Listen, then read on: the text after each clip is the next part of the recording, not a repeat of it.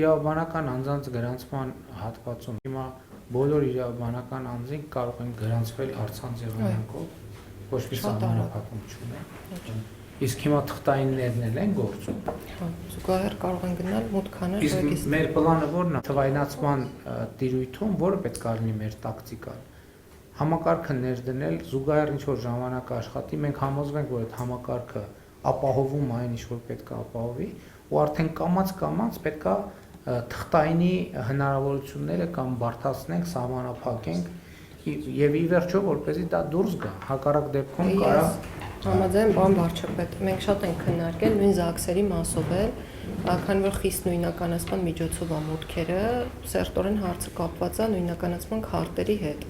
Երբ որ մենք բավարար քանակով կունենանք այդ նույնականացման քարտերի, ինձ թվում է թվայնացման հետ կապված ցանկացած որոշում կկարողանանք կայացնել։ Իմիջիալից մի հատ ուրիշ հարց կա պետական համակարգին ուղղված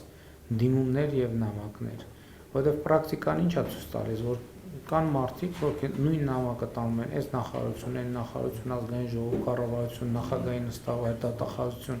եւ այլն, բայց կա մի հատ մենք ժամանակին մտածում ենք դրա մասին, որ պետական համակարգին ոնց ենք մենք հիմա թվայնացման սկզբունք ենք դնում, ասում ենք պետությունը քաղաքացուն մի տվյալը մի անգամ պետք է հարցնի, նույն ձևին է քաղաքացին պետությունը մի հարցը մի տեղով պետք է ներկայացնի եւ համակարգը ինքը որոշի թե կամ ինքը չորոշի, ինքը ուզում է որ մարմիններին, բայց միտեղ դա լինի, որ էլեկտրոնային տարբերակով, որովհետեւ դրա վրա էլ հսկական ժամանակ եւ ռեսուրս է ծախսվում, ընդ որում անարդյունավետ, հետո բարձում է, որ այդ ժամանակը ծախսվել է անիմաստ։ Քաղաքացին պետությանը դիմում է մի տեղից մի